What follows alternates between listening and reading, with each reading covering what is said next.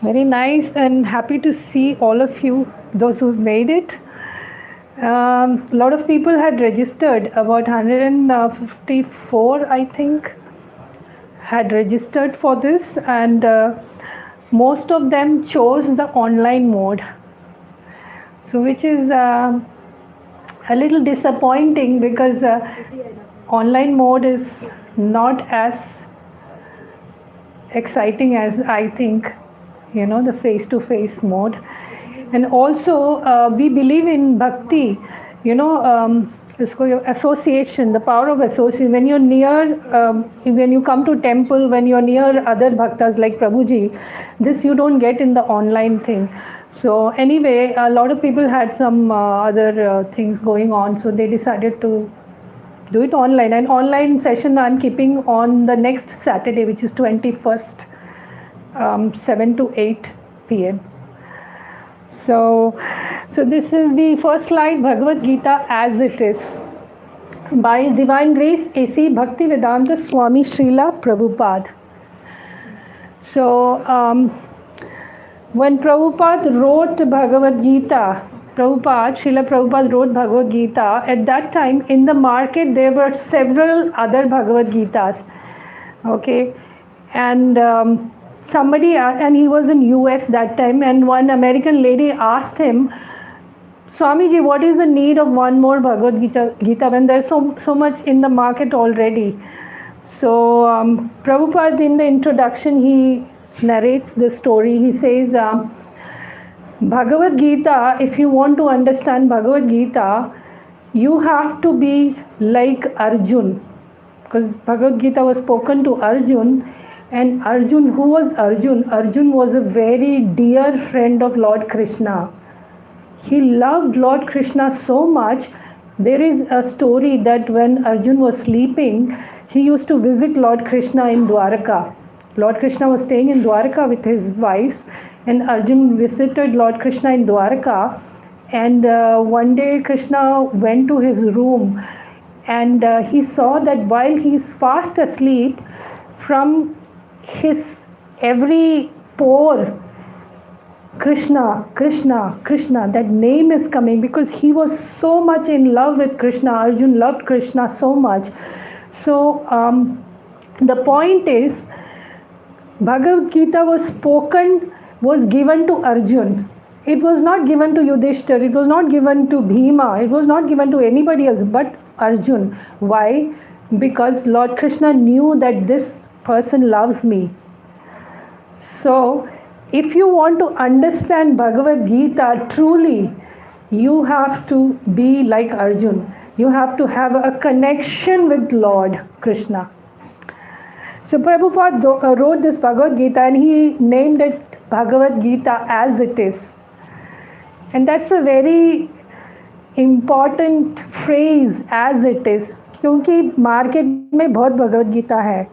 And this is the most authentic rendition of Bhagavad Gita, because throughout the pages, Prabhupada has kept Krishna in the center. Believe it or not, there are Bhagavad Gitas in the market where they have literally avoided Krishna from the whole story.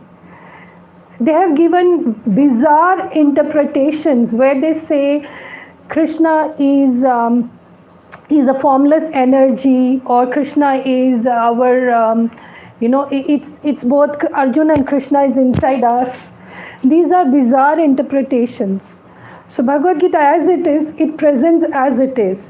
Lord Krishna was there in Kurukshetra. The war did happen historically. Arjun was there, and Lord Krishna spoke it.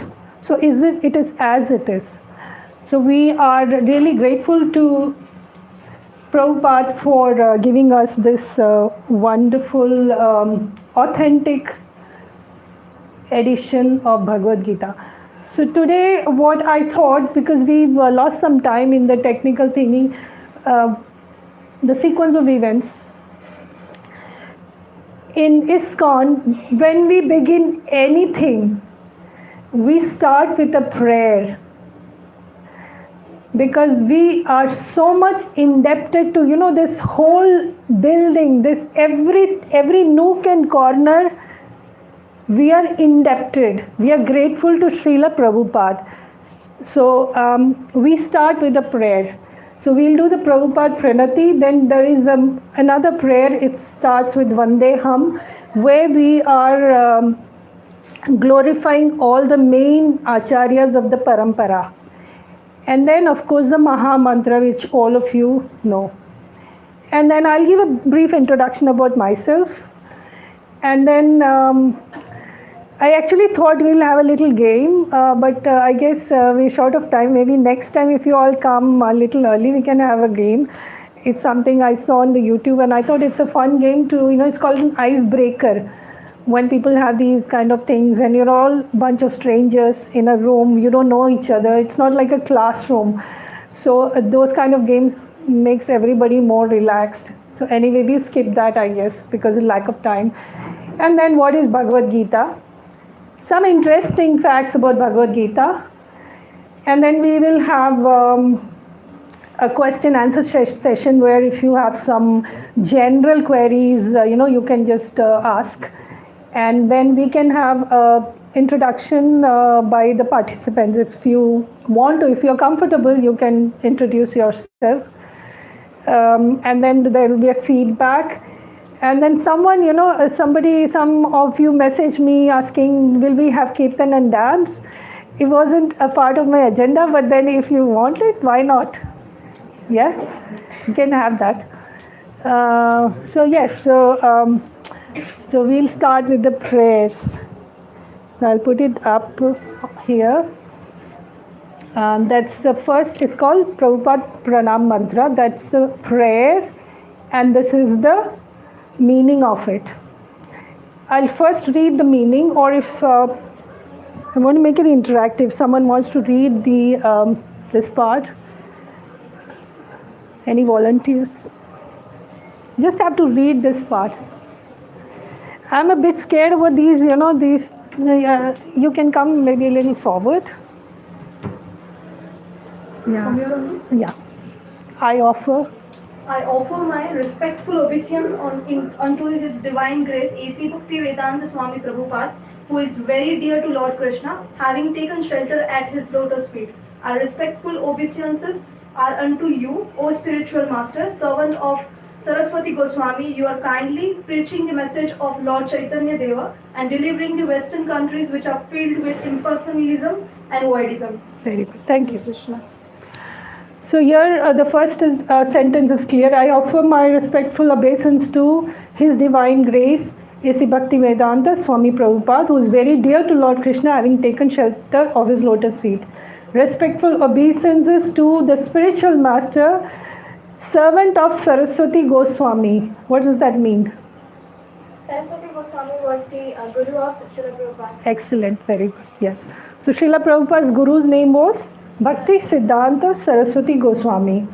So Srila Prabhupada was so humble. Every moment he used to glorify his spiritual master, and whatever achievements he achieved, it is stupendous. In history of the world, you don't find it. It's so miraculous. I don't have words for it. It's so miraculous. At the age of 70, nearly 70, Prabhupada went to US, and guess how much money he had in his pocket? 40 rupees. And that too rupees. I think when he went by ship, that time he didn't have money for flight. He went by ship, he got a free ticket. And he was nearly 70 years old. And someone, I think, gave him 40 rupees. And when he was about to board the ship, I think he gave that money to somebody, because he said, this money will not be useful for me. It's Indian money. I'm going to US. It won't be useful. So he literally went with nothing at the age of 70 to US, a country which was so new to him. He had never been out of India. And he went to US, and then he achieved, within a span of 10 years, he built an international chain of temples, places where they have never heard the word Krishna. They are now singing and chanting and dancing about Krishna. Places, remote places like Brazil, and you name any country, Argentina, Zimbabwe, anywhere you go, you will find ISKCON temple. My son, the other day we went to some, not the other day, actually, a few months back we went to Ahobilam, my son and myself, for a pilgrimage. So we went to this remote village, and we found one little ISKCON booth. So my son commented, he said, any part of the world you go, two things you'll always find. One is McDonald's restaurant and one is ISKCON temple. So that happened because of one person in his old age. Within a span of 10 years, he had such a charisma that he could do it. And any time when people used to praise Prabhupada, he used to say, whatever I did was the blessing of my Guru. So he was, so that's why we say spiritual master, servant of Saraswati Goswami. You're kindly preaching the message of Lord Chaitanya. So Lord Chaitanya, you all must have heard the word name at least. Lord Chaitanya appeared about 500 years ago in India, in West Bengal. And he is a combined incarnation of both Lord Krishna and Radharani. So that we'll talk about that later, about that story. And delivering the Western countries which are filled with impersonalism and voidism. Now who can explain this impersonalism and voidism? What does that mean? Okay, impersonalism means, now if you see in the world, Buddhism is very popular.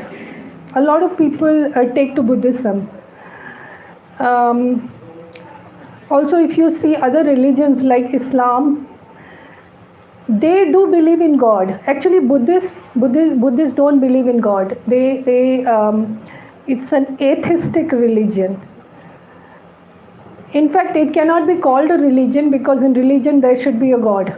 So it is an atheistic philosophy, Buddhism. And if you see Islam, they do believe in God, but that God doesn't have a form, formless energy. So that is called impersonalism, meaning you don't believe in a personal form of God. भगवान है पर निराकार है, हम देख नहीं सकते, है बट ही भगवान देख नहीं सकते, सुन नहीं सकते, भगवान को कोई आकार नहीं है. ये जो सोच है इसको we call it impersonalism. In Hindi I think it's called निराकार. हाँ, yeah. So we have some people who don't understand Hindi. Yeah. So impersonalism means it's a dangerous philosophy because you're being smart.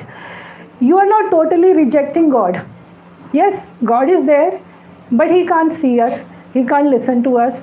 He can't touch us. We can't offer food to God because He doesn't have a form. He's all over the place. He's just energy. That's a dangerous kind of religion because you feel good. Okay, I go to monastery or church, whatever, but you're not really forming a connection with God. To form a connection, you have to have a form. So this is impersonalism. So that's one of the greatest contribution of Prabhupada, that he disputed and rejected that impersonalist philosophy which was becoming more and more popular. And then voidism. Again, voidism means Buddhism, I think, belongs to that category. They do meditation into that nothingness. There's nothing. You just go into and merge into the nothingness. That's voidism. So Prabhupada's contribution is that he brought Krishna back into the center. So let's recite the prayer. You can read with me. Nama Om Vishnupadaya Krishna Preshtaya Bhutale Srimate Bhakti Vedanta Swamin Iti Namine Namaste Saraswate Deve Gauravani Pracharine Nirvishesha Shunyavadi Paschatya Desha Tarine. So, Gauravani Pracharine, Gaura refers to Chaitanya Mahaprabhu. Chaitanya Mahaprabhu's one more name is Gauranga, and short of that is Gaura. We, sometimes kirtan Gaura, Hari, Gaura, Chaitanya Mahaprabhu. So Chaitanya Mahaprabhu's main message 500 years ago when he appeared, his main message was in Kali Yuga. We are in Kali Yuga. Kali Yuga, everything is like if you see there are different yugas. These topics, they go different ways.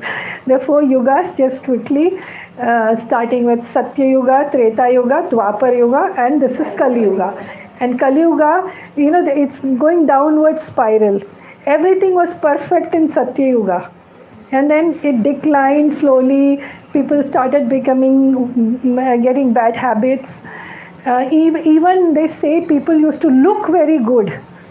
The height of people, who was so big in Satya Yuga, they used to be stronger, taller, more beautiful, more handsome, everything in Satya Yuga, and even that declined.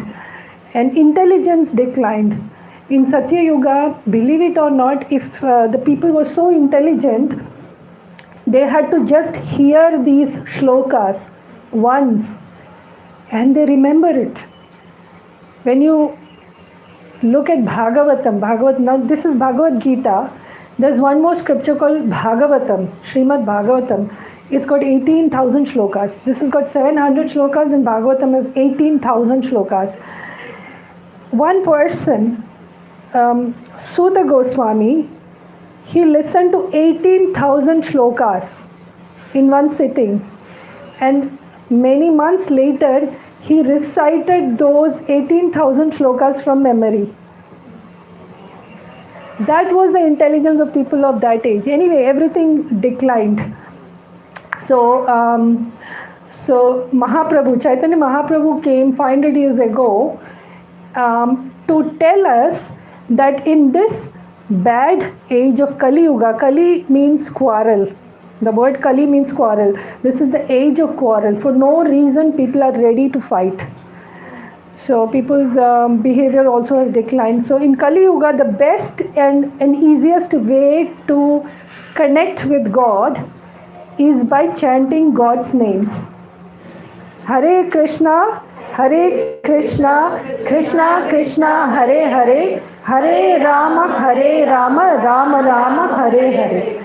This mantra, which we called as Maha Mantra, was given by Chaitanya Mahaprabhu for the age of Kali. So Chaitanya Mahaprabhu's name is here. Gauravani. Gauravani means words. Gauravani Pracharine. Spreading the message of Chaitanya Mahaprabhu. And then Nirvishesha Shunyavadi. That again is impersonalism and voidism. Paschatya Desha Tarine. Paschatya Western. So Prabhupada, we are glorifying Prabhupada that he went to Western countries and he rejected the impersonalist views and he revived the actual love for God. So that is Prabhupada's Pranati, and it will be nice if you all can remember it. We all know it by heart and we recite it every day. I'll put the slide in the group. Mangal Acharan. So this here we are covering not all the main gurus of the parampara. Parampara means the disciplic succession. ISKCON's parampara starts with No, even before that. Krishna. It starts right from Krishna and then Brahma and on so on. So maybe someone can read the translation, this part. I, I offer my respectful obeisance unto the lotus feet of my spiritual master and unto the feet of all the Vaishnavas. I offer my respectful obeisance unto the lotus feet of Srila Rupa Goswami along with his elder brother Sanatana Goswami as well as Raghunatha Dasa and Raghunatha Bhatta, Gopal Bhatta and Srila Jiva Goswami. I offer my respectful obeisance to Lord Krishna, Chaitanya and Lord Nityananda along with the Adiveda Acharya, Advaita Acharya, Gadadhara, Srivasa and other associates. I offer my respectful obeisance to Srimati Radharani and Sri Krishna along with their associates, Sri Lalita and Vishakha. Yes, thank you. So here we are covering most of the main people. Spiritual master, first is spiritual master. We are, as I said, we are indebted to Prabhupada, our spiritual master. And there is a, I just remember, there's a saying in Hindi, if the spiritual master is asking for your head, समझो कि सस्ता सौदा है. It's a very cheap deal. If the spiritual master is asking for the head, it's a very cheap deal. Give it. Because we owe everything to the spiritual master. They say that our birth, the parents give us birth, first birth, but the spiritual birth comes from the spiritual master. And I offer my respectful obeisance unto the lotus feet of my spiritual master and unto feet of all Vaishnavas. So at this point, I'd just like to mention anybody who is a devotee of Vishnu or Krishna is a Vaishnava, right? So there is a book called Vaishnava Etiquette. And when you enter the temple, the etiquette is and people are sitting there, like if you enter the temple, there are a lot of people inside the temple. They're all Vaishnavas. So when you enter the temple, you're supposed to bow down to all the Vaishnavas inside the temple. That's an etiquette. Many times I've seen people just, walk right through the door straight at Krishna. They have nothing to do with anybody else. Straight. It's not like that. Krishna doesn't appreciate that. In fact, many times over and over again, Krishna says, I live in the heart of my devotees. You want to please me, you please my devotees. So devotees, Vaishnavas play a very important role. And so, so when you enter the temple, bow down to the Vaishnavas. And so that's why it says, feet of all Vaishnavas. I offer my respectful obeisance unto the lotus feet of Sri Rupa Goswami. Now, if you, next time maybe I'll bring a picture of the altar, or I may be having here. You must have seen there are 6 Goswamis. You know the names of them? Names of the 6 Goswamis. Okay, I'll show the picture. There are 6 of them. So we have mentioned the name. Rupa Goswami, Elder Brother Sanatana Goswami, Raghunath Das Goswami, Raghunath Bhatt Goswami, Gopala Bhatt Goswami and Jiva Goswami. These are the 6 Goswamis, and we owe a lot to them because most of the literature, the books that we have today in ISKCON are the contribution of the Goswamis.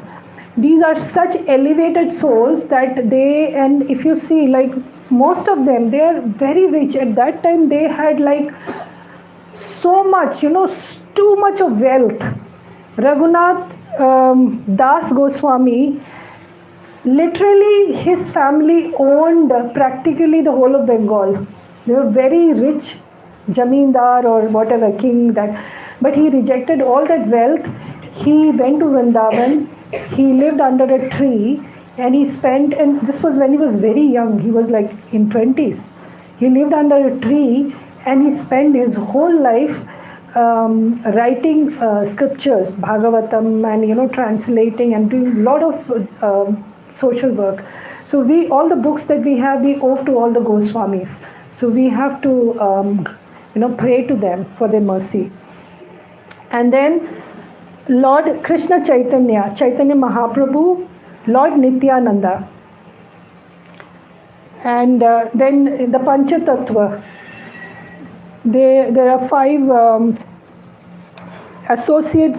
four associates of Lord Chaitanya. They're called Panchatattva. This picture you must have seen in the altar. So these are the names of Gadadhar Pandit, Srivas Pandit, and all that. And then finally, Srimati Radharani and Lord Krishna. That is at the end. First, we offer respects to all the gurus. Then, last we come to Krishna. We don't directly approach Krishna. Krishna doesn't accept it. And then the associate Sri Lalita and Vishakha. The most intimate friends of Radharani, they're Lalita and Vishakha. So now we'll do the Mangalachan prayer. Actually, this the time is very limited. That's what I'm looking at. So you can repeat after me. Vandeham. Vandeham. Actually, we sing it in a sing-song way. Vandeham. Vandeham. Shri Guru. Shri Guru. Shri Yuta. Shri Yuta. Padakamalam. Padakamalam. Shri Gurun. Shri Gurun. Vaishnavamscha. Vaishnavamscha. Shri Rupam. Shri Rupam. Sagrajatam. Sahagana. Raghunathanvitam. Tam sajivam. Sadvaitam. Savadutam. Parijana sahitam. Krishna Chaitanya Devam. Shri Radha Krishna Pada. Sahagana Lalita. Shri Vishakhanvitamscha. So this is there are lots of prayers, but I just chose a few. Each one of the Goswamis have individual prayers, and there is an individual prayer for Radharani, there's an individual prayer for Krishna, there's an individual prayer for all the Panchatattva. Everybody has individual prayers, but I'm just giving a very overview.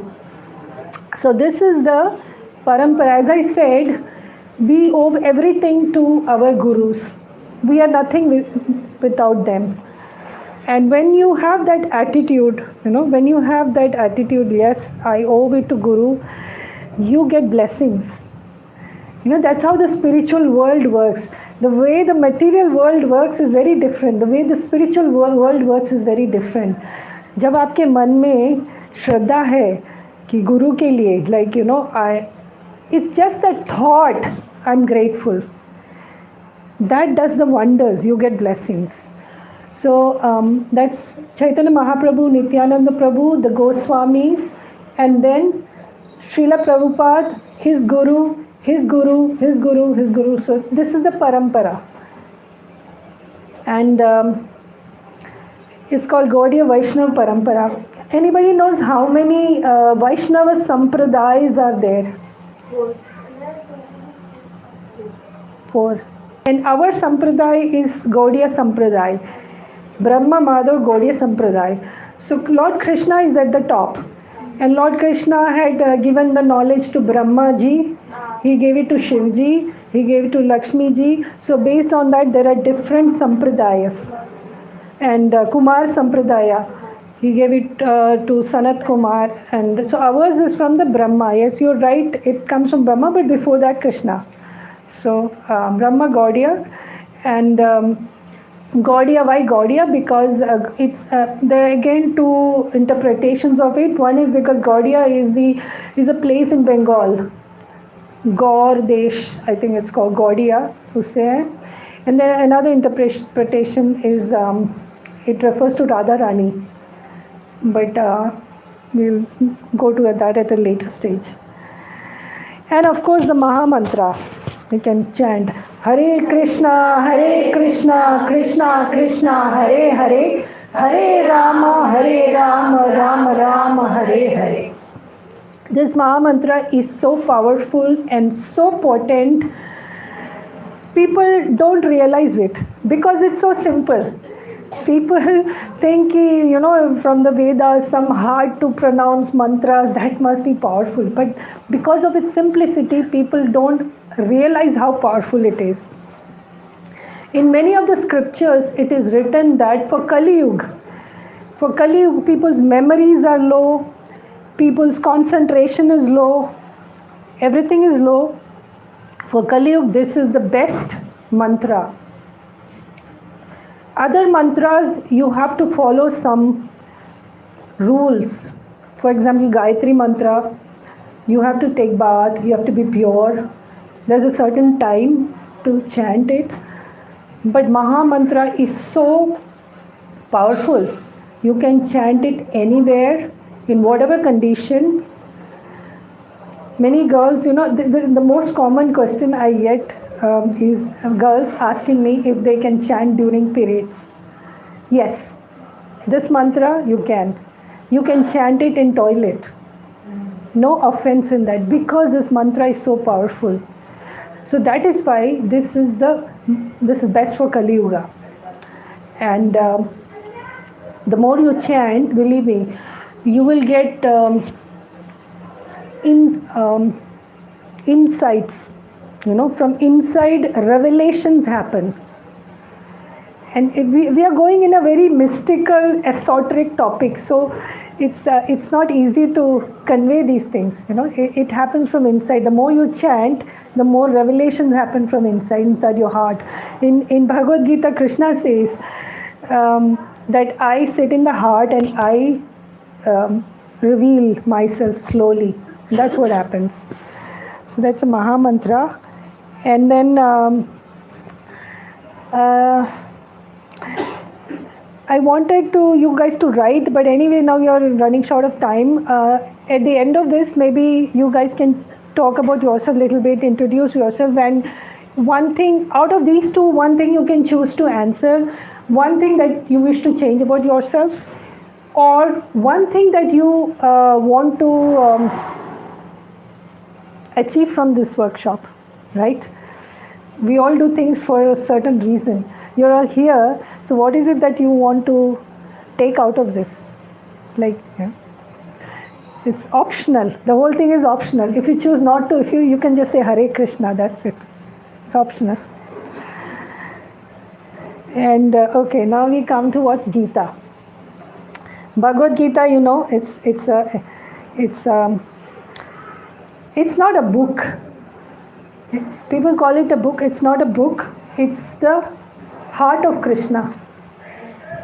It's a heart of Krishna.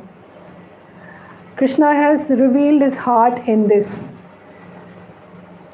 And why is it called Bhagavad? Why is it Bhagavad? What does Bhagavad mean? God. Bhagavan is God. The thing that comes out of Bhagavan is Bhagavad. From Bhagavan, Bhagavad. And why Gita? Gita means Geet, means song. If you open, it's not a song, it's a very serious dialogue. Why are we calling it a song? So it's, in the next slide, I'll tell you why it's a song, because,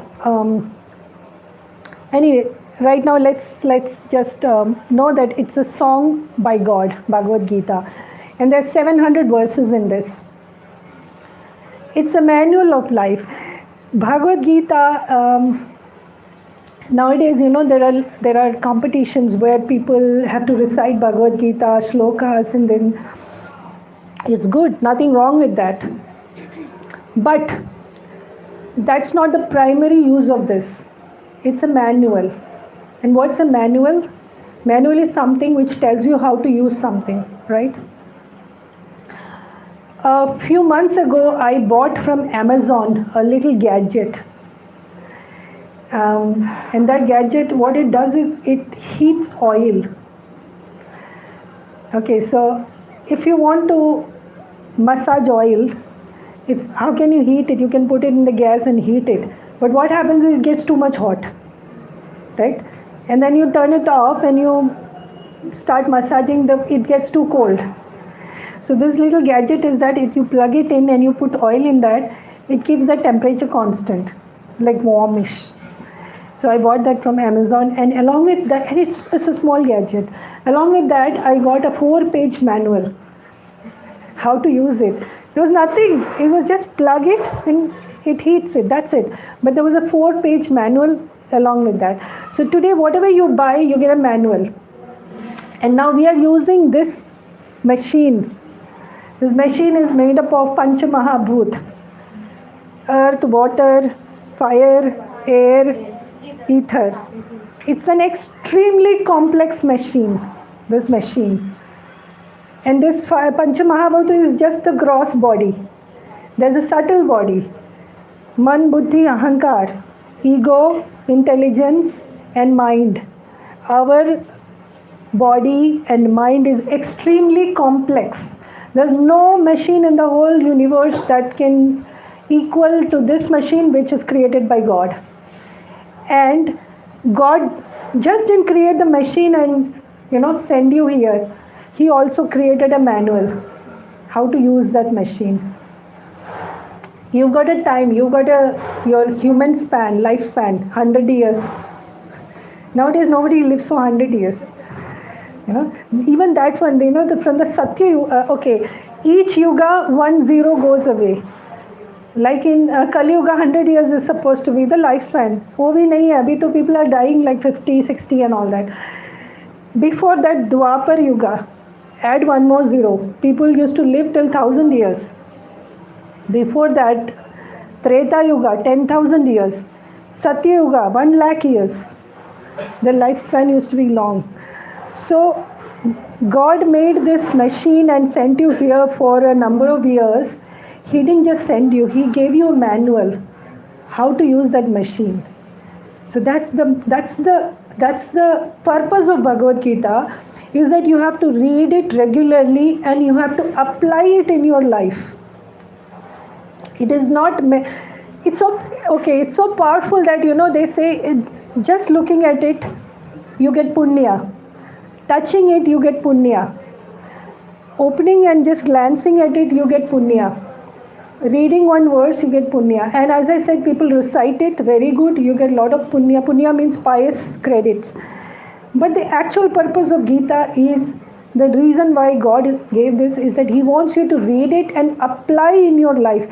Application is the key point. You read it and you keep it in the cupboard. That's not the purpose. You have to apply it in your life. So it's a very practical manual of life. Very practical. Any aspect of your life, be it studies, be it relationship, be it anything, there is some verse here that directly applies to that. It's a very practical manual of life. Did you know it's a part of Mahabharata? Bhagavad Gita is a part of Mahabharata. In Mahabharata, each section is called Parva. There are 18 Parvas in Mahabharata, and Bhagavad Gita comes in Bhishma Parva. Each Parva is like, you have Karna Parva, you have Drona Parva, and like that. Bhishma Parva is the 6th Parva, and Bhagavad Gita comes in the middle of 6th Parva. It's a dialogue between Prince Arjun and his charioteer Krishna. We all know that. But Krishna is not just the charioteer, he's an intimate friend, and he's Arjuna's cousin also, from his mother's side, first cousin. And of course, Krishna is God. Spoken roughly 5,000 years ago. A bit about Bhagavad Gita. And some interesting facts. It's been published in over 175 languages. Bhagavad Gita. Isn't that great? It's been, even I heard, even in places like Islamic countries, there's an Arabic Bhagavad Gita. and it goes, they read it backwards, like you read it from the front to back, they read it like from back to front. So anyway, so 170 languages. The most widely read Gita is the ISKCON's Bhagavad Gita, as it is. Over 26 million copies distributed worldwide. Hari Bol. Hari Bol. And another interesting fact which you find is the number 18. 18 is a very special number. Why? Because that number mysteriously appears in different places. The number of army divisions that took part in the war was 18. There was a Mahabharata war. There were 11 Akshaunis from the Duryodhan side and 7 from Arjuna, Pandava's side. That adds up to 18. Each Akshauni means it's a humongous, Akshauni means they're like 100,000 horse carriages and 50,000 elephants. Like it's a big amount, and multiplied by 11. So it itself is a huge amount. Anyway, that adds up to 18. Bhagavad Gita is 18 chapters. Pandavas ruled Hastinapur for 18 multiplied by 2, 36. These are like trivia about Bhagavad Gita. Interesting facts. And some more interesting facts. Out of 7, maybe some of you can read it. Want to read? Out of 700 verses of Gita, 574 were spoken by Lord Krishna, 84 by Arjuna, 41 by Sanjaya, and 1 by Dhritarashtra. Yeah. Why is the Bhagavad Gita called a song if it is spoken? Because its rhyming meter is so beautifully harmonic and melodious when spoken perfectly. So as I said before, it's a song. Why is it a song? Because meter, those who are familiar with poetry, it's a grammatical term, meter. In Hindi we call it chand. And the chand is anushtup chand. This rhyming meter is called anushtup chand, and each meter has 32 syllables. So that's an interesting fact about Bhagavad Gita. Spoken in Dwapar Yuga. Actually, you guys should pay attention to this, because I'm going to give a quiz at the end of it. So just giving you a little heads up. एक quiz होगा इसके बाद. Spoken in Dwapar Yuga, 35 years before the advent of Kali Yuga. At the time of Mahabharata war, Bhagavad Gita was spoken, and exactly 35 years later, Dwapar Yuga ended and Kali Yuga started. And it ended exactly when Lord Krishna left. As long as God was there, Kali did not dare to come. Kali was the bad guy. So he came after Lord left. So,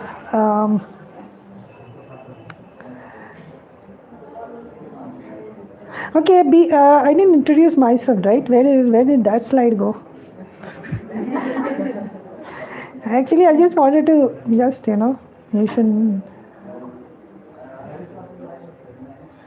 I didn't put that slide. Actually, introduction by speaker should have been the beginning. Okay.